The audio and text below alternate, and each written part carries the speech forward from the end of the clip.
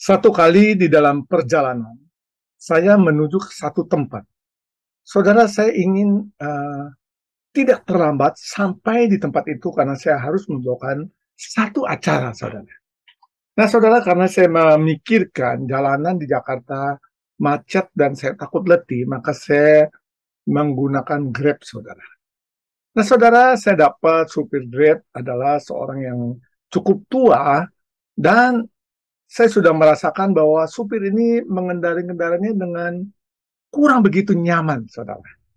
Lalu, saudara, dia juga menggunakan Google Map.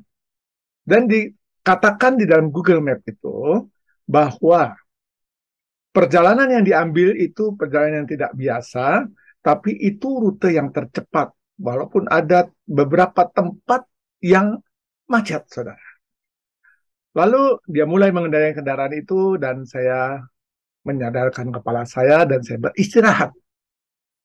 Tetapi tiba-tiba saya mendengar bahwa perubahan rute akan lebih lambat 10 menit setelah saya cek.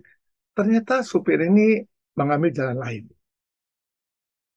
Lalu tidak berapa lama lagi kembali terjadi keterlambatan. 10 menit. Ternyata saudara saya perhatikan supir tersebut tidak mengikuti apa yang dikatakan oleh Google Map itu dan dia berjalan sesuai dengan apa yang dia pikirkan.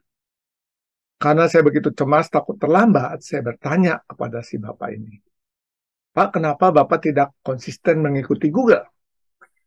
Saudara, dia simpel menjawabnya. Di Google ada tanda-tanda merah, ada macet. Saya coba lewat jalan ini karena tadi siang saya lewat situ, tidak macet. Saudara, itu satu hal yang tidak make sense bagi saya dan tidak masuk akal. Karena tadi siang dan sore itu bedanya terlalu jauh, saudara. Lalu dia lewat jalan situ. Waktu dia lewat jalan situ ternyata stuck. Dia putar lagi cari jalan lain. Di mana-mana macet. Padahal Google sudah mengatakan itu adalah rute tercepat karena di beberapa jalan yang lain macet dan lambat.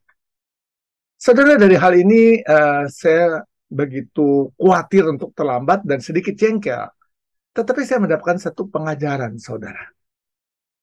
Bahwa ternyata, saudara, seseorang yang sudah berumur atau seseorang yang sudah terbentuk susah untuk berubah, saudara.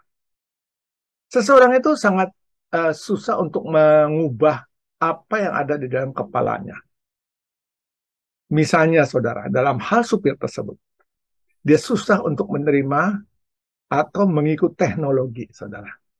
Dia masih berjalan berdasarkan apa yang nalurinya katakan. Kadang-kadang memang benar sih, saudara. Tetapi teknologi itu kan diciptakan untuk mempermudah kita. Kalau memang kita tidak ingin menggunakan teknologi dari awal, tidak menggunakan teknologi. Tapi dia tidak mau ketinggalan zaman, dia pun pakai Google Map. Tapi apa yang diperintahkan oleh Google Map, dia tidak jalankan. Artinya, dia tidak mengindahkan instruksi-instruksi yang diberikan. Karena di kepalanya sudah terpatri satu konsep.